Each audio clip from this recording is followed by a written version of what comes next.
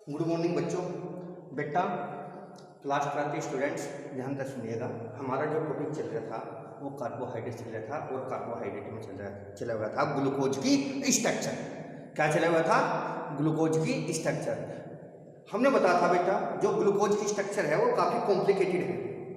सबसे पहले open structure आई थी, फिर उसका कॉन्फ़िगरेशन बताया था और बाद में बताया गया था कि ओपन स्ट्रक्चर नहीं होती है, एक्चुअल में ग्लूकोज की साइक्लिक स्ट्रक्चर होती है।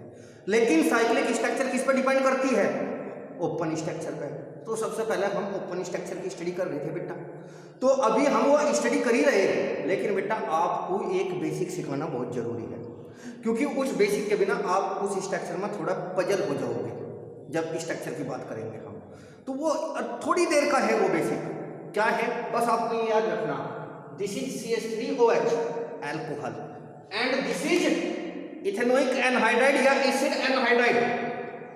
क्लियर है? तो ये इथेनोइक एनहाइड्राइड किससे बना हुआ है? दो मॉलिक्यूल्स ऑफ इथेनोइक एसिड जिन्हें हीट कर दिया गया था, वाटर मॉलिक्यूल उससे निकल गया था और आपका क्या बन गया था? Ethanoic anhydride. अब हम इन दोनों की रिएक्शन कर रहे हैं, तो अब आपको पता है इथेनोइक एनहाइड्राइड है, इसमें से एक मॉलिक्यूल तो इथेनोइक का निकलना ही निकलना। यहां से बॉन्ड टूट गया बेटा, ये हो गया CH3COO। यहां से ये बॉन्ड टूट गया, ये H निकल जाएगा तो CH3COOH निकल गया नहीं बेटा। अब यहां क्या बच गया? CH3O, ये रहा। इधर क्या बच गया? COCH3। This is the ester. ये क्या है बेटा? एस्टर। लेकिन ये जो हिस्सा कहलाएगा जिसे मैं राउंड किया, ये कहलाता है एसीटेट। क्या कहलाता है? CH3COO acetate. CH3COO क्या कहलाता है? एसीटेट। एक्चुअल में जब ये आयोनाइज होगा, ये होगा CH3 positive plus CH3COO negative, और CH3COO नेगेटिव क्या होता है? एसीटेट। जैसे CH3COOH है एसिटिक एसिड, जब वो आयोनाइज होता है तो क्या बनता है? CH3COO negative plus H positive, और CH3COO नेगेटिव क्या होता है? एसीटेट। तो इसमें एसीटेट है या नहीं? तो ये हो गया आपका एसीटेट। क्लियर है बेटा? तो अब आपको ये बात याद रखनी कि एसिड एनहाइड्राइड जब अल्कोहल से रिएक्शन करता है, OH ग्रुप से रिएक्शन करता है, तो क्या बनता है? एसीटेट। क्लियर बात? अब इसी के बेस पर हमें आगे बढ़ना, तो अभी 1 मिनट के लिए रुकिएगा और आगे बढ़ते हैं।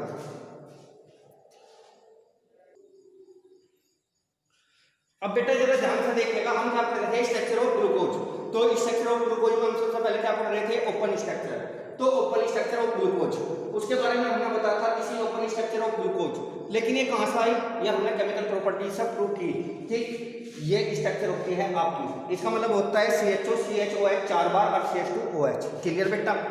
अब इस स्ट्रक्चर के एविडेंसेस या वे कौन कौन सी केमिकल रिएक्शंस थी जिन्होंने ये प्रूव किया था कि this is the open structure of the glucose. सबसे पहला एविडेंस क्या था हमारा? Molecular formula. मॉलिक्यूलर फार्मूला क्या होता है ग्लूकोज का? C6H12O6। ये रहा बेटा आपके सामने। आप इस फार्मूले से देख लीजिएगा, ये कहलाता है स्ट्रक्चरल फार्मूला, ये कहलाता है मॉलिक्यूलर फार्मूला। दोनों में एलिमेंट्स और उनके एटम सेम है। दूसरा, presence of state chain of 6 carbon atoms. तो जो ग्लूकोज में 6 कार्बन एटम्स है वे स्टेट चेन में हैं। हमें ये कैसे पता चला? जब ग्लूकोज की रिएक्शन हमने HI से लंबे समय तक हीट करके कराई, तो आपका जो प्रोडक्ट मिला उसका नाम क्या था बेटा? N-हेक्सेन। N-हेक्सेन में कोई भी साइड चेन नहीं है, तो इसका मतलब जिससे ये बना उसमें कोई भी साइड चेन नहीं है, यानी कि उसमें सभी कार्बन एटम्स स्टेट चेन में हैं। क्लियर है बेटा? और वो आपका सबस्ट्रेट क्या, वो आपका रिएक्टेंट क्या था? ग्लूकोज। तो इसका मतलब ग्लूकोज से N-हेक्सेन बनने का मतलब क्या हुआ कि ग्लूकोज में सभी 6 कार्बन एटम्स स्टेट चेन में हैं। अगला है presence of carbonyl group. Presence of carbonyl group यानी कि CO ग्रुप। बेटा मैं यहाँ 2 रिएक्शन एक साथ कंबाइन कर दी, ये कल समझा दी थी, लेकिन एक बार और देखिएगा। ये आपका है ग्लूकोज। क्लियर है बेटा? हमने NH2OH यानी कि हाइड्रोक्सिल अमीन से पहले देखो एक रिएक्शन ये रही, इससे ये बन रहा नंबर 1 रिएक्शन, नंबर 2 रिएक्शन इससे ये बन रहा। तो ये 2 रिएक्शन एक साथ लिख दी मैं, जिससे कि आसानी से समझ में आ जाए। तो जब हमने ग्लूकोज की रिएक्शन हाइड्रोक्सिल अमीन से की, तो आपका क्या बना? ऑक्साइन। आपका क्या बना? ऑक्साइन। ऑक्साइन में डबल बॉन्ड NOH होता है। क्लियर है? C double bond N single bond OH, ये जिसमें होता है उसे क्या कहते हैं? ऑक्साइन। तो जब ग्लूकोज ने हाइड्रोक्सिल अमीन से रिएक्शन की तो ग्लूकोज ऑक्साइन बना। जब ग्लूकोज की रिएक्शन HCN से कराई, HCN hydrogen cyanide saccharide, hydrogen cyanide saccharide, तो आपका बना ग्लूकोज साइनोहाइड्रिन। क्लियर है? मैं बताता था साइनोहाइड्रिन क्या है, जब HCl किसी से रिएक्शन करके, रिएक्शन किस मैनर में करेगा, न्यूक्लियोफिलिक एडिशन रिएक्शन में एडिशन प्रोडक्ट बनाता है। जब HCl न्यूक्लियोफिलिक एडिशन रिएक्शन के थ्रू किसी से जुड़कर, ठीक, ऐड होकर एडिशन प्रोडक्ट बनाता है, तो उस प्रोडक्ट को क्या बोलते हैं हम, साइनोहाइड्रिन। तो HCl से रिएक्शन करके ग्लूकोज ने क्या बना, साइनोहाइड्रिन। लेकिन ये बात आपको याद रखनी होगी, NH2OH कार्बोनिल ग्रुप से रिएक्शन करके ऑक्जाइन बनाता है, HCl कार्बोनिल ग्रुप से रिएक्शन करके साइनोहाइड्रिन बनाता है। यानी कि formation of glucose oxime and glucose cyanohydrin indicate about the presence of carbonyl group in glucose. तो बेटा ये बात क्लियर होगी। अब हम आगे की तरफ बढ़ते हैं। आगे देखिए, प्रेजेंस ऑफ CHO ग्रुप, ये भी कल बता दिया था हमने। क्या किया बेटा, ग्लूकोज की रिएक्शन Br2 वाटर से कर दी। Br2 water is a mild oxidising agent. क्या है, माइल्ड ऑक्सीडाइजिंग एजेंट। और आपको प्रोडक्ट क्या मिला, ग्लूकोनिक एसिड। ग्लूकोनिक एसिड में ऊपर क्या होता है, COOH।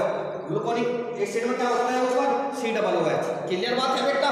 तो अब ये देखेगा, COOH किसके ऑक्सीडेशन से बनता है, या तो प्राइमरी अल्कोहल या अल्कोहलिक ग्रुप से, प्राइमरी अल्कोहलिक ग्रुप से या एल्डिहाइड से बनता है। लेकिन बेटा जो Br2 वाटर है, अब जरा ध्यान से सुनिए, एक चीज और करनी इसमें, क्लियर है? इसमें प्रेजेंस किसकी है, कार्बोनिल ग्रुप की। किसकी प्रेजेंस है, कार्बोनिल ग्रुप की। तो प्राइमरी अल्कोहलिक ग्रुप का तो केस खत्म, क्योंकि बेटा COOH किससे बनेगा, या तो प्राइमरी अल्कोहलिक ग्रुप के ऑक्सीडेशन से या CHO के ऑक्सीडेशन से, इससे बनता है या नहीं, क्लियर? लेकिन अभी क्या बात चल रही बेटा, कि इसमें कार्बोनिल ग्रुप है, और कार्बोनिल ग्रुप एल्डिहाइड या कीटोनिक कोई सा भी हो सकता है। लेकिन बेटा आप लोगों को पता कि जो कीटोनिक ग्रुप होता है वो माइल्ड ऑक्सीडाइजिंग से कभी भी ऑक्सीडाइज नहीं होगा, ठीक। और जो प्राइमरी अल्कोहलिक ग्रुप है वो माइल्ड ऑक्सीडाइजिंग एजेंट से केवल CHO में कन्वर्ट हो सकता है, COOH में नहीं हो सकता। ये बात भी क्लियर है? तो बेटा ध्यान से सुनिए, देखो CO ग्रुप COOH में कन्वर्ट हो सकता है, लेकिन स्ट्रॉन्ग ऑक्सीडाइजिंग एजेंट के हेल्प से। प्राइमरी अल्कोहलिक ग्रुप किसमें कन्वर्ट हो सकता है, COOH में ऑक्सीडेशन होने पर, लेकिन किससे, स्ट्रॉन्ग ऑक्सीडाइजिंग एजेंट से, ठीक। एल्डिहाइड COOH ग्रुप में कन्वर्ट हो सकता है, किससे, strong as well as mild oxidising agent से। तो यहां पर आपको क्या मिला, COOH। तो प्राइमरी अल्कोहलिक ग्रुप का तो केस खत्म, क्यों, क्योंकि HCl में और NH2OH में पहले ही बता दिया था कि यहाँ पर कार्बोनिल ग्रुप है। तो प्राइमरी अल्कोहलिक ग्रुप का तो केस खत्म। अब आपके पास बच गया, उसने प्रूव कर दिया कि इसमें कार्बोनिल ग्रुप है। और कार्बोनिल ग्रुप कौन कौन से हो सकते हैं, या तो एल्डिहाइडिक या कीटोनिक। तो अभी हम बात कर रहे हैं किसकी, किसमें एल्डिहाइडिक ग्रुप है या कीटोनिक ग्रुप है। लेकिन बेटा कीटोनिक ग्रुप कभी भी माइल्ड ऑक्सीडाइजिंग एजेंट से ऑक्सीडाइज होकर COOH में कन्वर्ट नहीं होगा, कार्बोक्सिलिक ग्रुप में कन्वर्ट नहीं होगा। और Br2 वाटर क्या है आपकी, माइल्ड ऑक्सीडाइजिंग एजेंट। क्या है बेटा, माइल्ड ऑक्सीडाइजिंग एजेंट। तो इसका मतलब ये COOH किससे बना, CHO से बना। क्लियर बात है? तो इसका मतलब कार्बोनिल ग्रुप कौन सा वहां पर, एल्डिहाइडिक ग्रुप है। क्लियर हो गया बेटा? अब अगला आता है जो मैंने सबसे शुरू में समझाया था, एक बार और उसे रिपीट कर रहा, जरा ध्यान से उसे माइंड में रखकर तब ये कॉन्सेप्ट समझना है। Primary alcoholic group OH group alcoholic group जब एसिड एनहाइड्राइड से रिएक्शन करता है तो क्या बनता है आपका, एसीटेट। अब देखिएगा जब ग्लूकोज ने एसिड एनहाइड्राइड से रिएक्शन की तो क्या बना, ग्लूकोज पेंटा एसीटेट CH3COO। 4 तो ये रहे और CH3COO एक ही रहा, तो टोटल कितने एसीटेट हुए, 5 एसीटेट हुए। तो जब ग्लूकोज का एक मॉलिक्यूल 5 एसिड एनहाइड्राइड मॉलिक्यूल से रिएक्शन करता है तो आपका बनता है ग्लूकोज पेंटा एसीटेट, 5 एसीटेट। कितने एसीटेट, 5। तो इसका मतलब एक एसिड एनहाइड्राइड तो केवल एक OH के साथ एक एसीटेट बनाता है, और यहाँ पर कितने बने, कितने एसीटेट बने, 5, यानी कि पेंटा एसीटेट बना। तो जैसी बात है ग्लूकोज में कितने OH ग्रुप है, 5 OH ग्रुप्स है। तो ग्लूकोज में कितने OH ग्रुप है, 5 OH ग्रुप्स है। क्लियर बात है बेटा? और ये भी याद रखना है आपको, कभी भी एक कार्बन पर 2 OH ग्रुप्स नहीं होते, कभी भी एक कार्बन पर 2 OH ग्रुप नहीं होंगे। क्यों नहीं होंगे, क्योंकि वे दोनों आपस में कंडेंस होकर H2O निकाल देते हैं। क्या निकाल देते हैं? H2O। इसलिए ये पांचों के पांचों OH ग्रुप्स अलग अलग कार्बन एटम्स पर प्रेजेंट होंगे, अलग अलग कार्बन एटम्स पर प्रेजेंट होंगे। यह बात भी क्लियर होगी बेटा। अब एक बार रिएक्शन के बारे में देख लीजिएगा। देखिएगा ये चलो 4 बार लिख के कर दीजिएगा। यह एक जगह यहाँ से H गया, ये ब्रेक डाउन हुआ यहाँ से इसका CH3COO, ये H निकल गया यहाँ से, क्लियर। यहाँ क्या बच गया? CHO। अब इधर क्या बच गया? COCH3। तो रिएक्शन तो समझिए बेटा कैसे हुई। तो अब यहाँ ध्यान, अब एक बार और सुनिएगा। जब ग्लूकोज 5 एसिड एनहाइड्राइड मॉलिक्यूल से रिएक्शन करता है तो ग्लूकोज पेंटा एसीटेट बनता है। तो इसका मतलब ग्लूकोज में कितने OH ग्रुप्स है? 5 OH ग्रुप्स है, क्योंकि एक OH ग्रुप एक एसिड एनहाइड्राइड के साथ रिएक्शन करके केवल एक एसीटेट बनाता है, जबकि ग्लूकोज में कितने एसीटेट बने? 5। तो इसका मतलब ग्लूकोज पेंटा एसीटेट बनने की वजह से हम समझ गए कि ग्लूकोज में कितने OH ग्रुप्स है? 5, और पांचों अलग अलग कार्बन पे है, क्योंकि कभी भी एक कार्बन पे 2 OH ग्रुप्स नहीं हो सकते।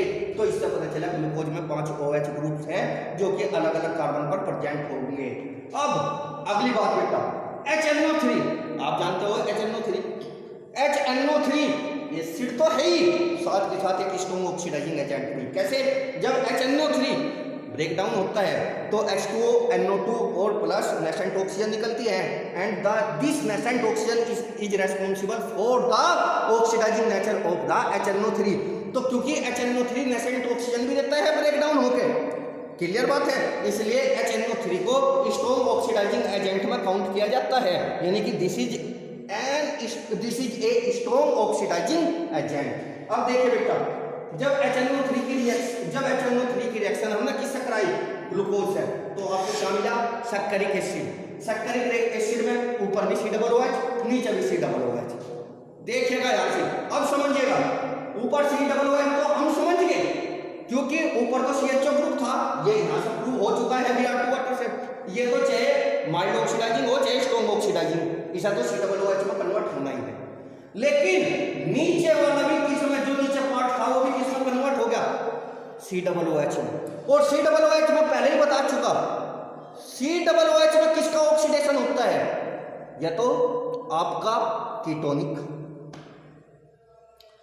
जो कि स्ट्रॉन्ग ऑक्सीडाइजिंग एजेंट से होता है, प्राइमरी अल्कोहलिक ग्रुप, जो कि स्ट्रॉन्ग ऑक्सीडाइजिंग एजेंट से पॉसिबल है, CHO ग्रुप, जो कि माइल्ड या स्ट्रॉन्ग ऑक्सीडाइजिंग एजेंट से ऑक्सीडाइज होकर COOH ग्रुप में कन्वर्ट होगा। क्लियर बात है बेटा। तो अब सुनिएगा, कीटोनिक ग्रुप की पॉसिबिलिटी तो यहां बिल्कुल कैंसिल, कीटोनिक, क्योंकि कीटोनिक कभी भी टर्मिनल फंक्शनल ग्रुप नहीं हो सकता, लास्ट में नहीं हो सकता, तो इसलिए यहां पर कीटोनिक ग्रुप तो बिल्कुल एब्सेंट होगा, क्योंकि कीटोनिक ग्रुप टर्मिनल ग्रुप नहीं होगा, वो तो बीच में होगा, और क्योंकि सबसे लास्ट में क्या बना? COOH। तो एक पॉसिबिलिटी तो यहां बिल्कुल कैंसिल, कौन सी? कि COOH इसमें कन्वर्ट हुआ COOH। क्लियर? क्योंकि वो तो क्या होता है बेटा, वो टर्मिनल फंक्शनल ग्रुप नहीं होगा। दूसरा, अगर यहां पर CHO ग्रुप पहले से ही प्रेजेंट होता तो Br2 वाटर उसे क्या कर देता बेटा? ऑक्सीडाइज कर देता, किसमें? COOH में। क्योंकि जहां पर यहां COOH बना, अगर यहां पर COOH होता तो Br2 वाटर उसे क्या कर देता बेटा? COOH में कन्वर्ट कर देता। अब रही क्या? प्राइमरी अल्कोहल की बात, या प्राइमरी अल्कोहलिक ग्रुप की। तो इसका मतलब ये जो COOH है ये किससे बना? प्राइमरी अल्कोहलिक ग्रुप से, क्योंकि कीटोनिक टर्मिनल नहीं होता। समझ गए या नहीं? अगर यहाँ CHO होता तो पहले ही वो किसमें कन्वर्ट हो जाता? COOH में। तो इसका मतलब अल्कोहल में एक प्राइमरी अल्कोहलिक ग्रुप भी प्रेजेंट होता है। क्लियर बेटा? अब आगे की तरफ बढ़ते हैं। अब इधर देखिए ये स्ट्रक्चर कैसे निकल कर आई, ध्यान से सुनिएगा। 6 carbon atom in state chain, किससे पता चला? HI की रिएक्शन से। क्लियर? उसके बाद इसमें फंक्शनल ग्रुप कार्बोनिल में भी एल्डिहाइडिक है। सबसे पहले कार्बोनिल का पता चला किससे? HCl से साइनोहाइडिन का बनना और NH2OH से ऑक्सीजन का बनना। इनसे पता चला क्या? कार्बोनिल ग्रुप प्रेजेंट था। लेकिन वो एल्डिहाइडिक है या कीटोनिक, ये भी तो फिर क्वेश्चन उठता है। तो जब हमने Br2 वाटर से रिएक्शन कराई जो कि माइल्ड ऑक्सीडाइजिंग एजेंट था, उसमें क्या बना आपका? ग्लूकोनिक एसिड, जिसमें ऊपर COOH है, तो इसका मतलब इसमें फंक्शनल ग्रुप कीटोनिक नहीं है, क्योंकि कीटोन तो स्ट्रॉन्ग वीक या माइल्ड ऑक्सीडाइजिंग एजेंट से ऑक्सीडाइज होगा ही नहीं। और जबकि Br2 वाटर क्या था, माइल्ड ऑक्सीडाइजिंग एजेंट, तो जाहिर सी बात है वहां पर क्या होगा, एल्डिहाइड। और एल्डिहाइड हमेशा टर्मिनल फंक्शनल ग्रुप है, तो इसका मतलब वो बीच में तो आएगा नहीं बेटा, चाहे उसे सबसे ऊपर रख लो या सबसे नीचे, काउंटिंग तो इसी के कार्बन से होनी, क्लियर बात है, तो ये सबसे ऊपर आएगा। फिर उसके बाद ग्लूकोज पेंटाएसिटेट बनने से क्या पता चला कि 5 OH ग्रुप है, और पांचों के पांचों अलग अलग कार्बन पर प्रोजेक्ट है, 1 2 3 4 5, फिर हाइड्रोजन से उसकी वैलेंसी सेटिस्फाई कर दी, तो क्लियर होगी बेटा ये स्ट्रक्चर आई कहां से। अब आते हैं, एक साइंटिस्ट है एमिल फिशर, उन्होंने ग्लूकोज में जो H एटम्स और OH ग्रुप्स उनका प्रॉपर अरेंजमेंट बताया, तो the proper arrangement of the H atoms and OH groups in glucose is known as configuration and given by Emil Fischer. और ये किसके द्वारा दिया गया था, एमिल फिशर के। उन्होंने बताया था कि जो थर्ड कार्बन है, फर्स्ट सेकंड थर्ड, उस पर H right hand side, OH left hand side, और जो बाकी के थे उन पर OH किधर होगा, राइट हैंड साइड, और H किधर होगा, लेफ्ट हैंड साइड। क्लियर हो गया, ये था कॉन्फिगरेशन, किसके द्वारा दिया गया था, एमिल फिशर के द्वारा दिया गया था। क्लियर बेटा। अब उसके बाद बात करते हैं इसकी लाइन स्ट्रक्चर की।